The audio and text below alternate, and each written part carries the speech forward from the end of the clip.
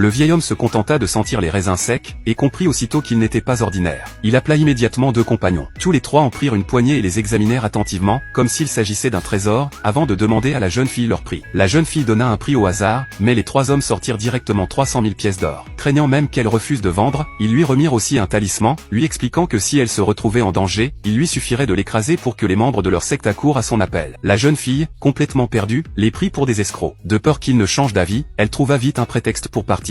Ce qu'elle ignorait, c'est que ces raisins secs n'étaient pas des produits ordinaires. En manger un seul permettait d'augmenter sa cultivation. Pourtant, à ses yeux, ce n'était que des snacks invendus. En réalité, la jeune fille avait été transportée dans un monde de cultivation. Bien qu'elle soit une incapable en matière de pratique, elle avait éveillé par hasard un système d'agriculture, tout ce qu'elle cultivait devenait des herbes spirituelles ou des élixirs précieux. Mais elle n'en savait rien et pensait même que ce système était aussi inutile qu'elle. En regardant le pêcher planté depuis 3 ans à côté d'elle, elle se plaignait encore qu'il ne donne toujours pas de fruits, sans savoir qu'il s'était déjà transformé en arbre spirituel, dont la maturation nécessitait simplement plus de temps. La seule chose qui l'intéressait, c'était les récompenses du système, des beaux hommes aux abdos, afin de gagner plus d'argent pour les débloquer. Elle apporta ses raisins secs séchés pour les vendre au marché. Mais après avoir crié pendant un long moment, elle ne réussit pas à en vendre un seul. Ce n'est que lorsque le vendeur voisin lui fit remarquer que, dans ce monde, les gens avaient déjà atteint le stade de jeûne spirituel et n'achetaient plus de nourriture, qu'elle comprit enfin. La jeune fille resta stupéfaite, réalisant que ce qu'elle avait préparé était tout simplement invendable. C'est alors que 3 vieillards descendirent du ciel. À leur vue, tout le monde comprit qu'il s'agissait de personnages importants, et chacun sortit ses trésors pour tenter de les vendre. Mais les 3 hommes n'y jetèrent même pas un regard, ils étaient venus chercher des herbes spirituelles pour aider leur chef de secte à percer un nouveau niveau. Finalement, ils furent attirés par les raisins secs de la jeune fille et les achetèrent tous à prix d'or. Peu de temps après son départ, son cousin arriva avec des hommes. En réalité, sa famille scellait un phénix et devait, à intervalles réguliers, sacrifier une femme du clan. Pour protéger sa propre sœur, son cousin avait décidé de capturer la jeune fille, qui vivait à l'écart, pour la remplacer. Les créatures spirituelles de la cour s'inquiétèrent et se demandèrent si elles devaient intervenir. Mais l'arbre spirituel pensait que leur maîtresse possédait une force insondable et qu'elle avait sûrement son propre plan. Il leur ordonna donc de ne pas agir. Quant à la jeune fille, elle ignorait totalement sa propre puissance. Elle ne put que sortir le talisman donné par le vieil homme, espérant appeler quelqu'un à l'aide. Mais après avoir attendu longtemps, personne ne vint. Voyant cela, son cousin ricana et se moqua d'elle, affirmant qu'elle n'avait personne sur qui compter. La jeune fille se maudit intérieurement d'avoir été trompée, tandis que son cousin, déjà impatient, s'apprêtait à agir lui-même. Au moment où il leva la corde, il fut soudain projeté au sol d'un coup violent. Ses subordonnés se précipitèrent pour l'aider à se relever. À cet instant, le vieil homme apparut enfin et lança d'une voix tonitruante: « Osez toucher à ma bienfaitrice.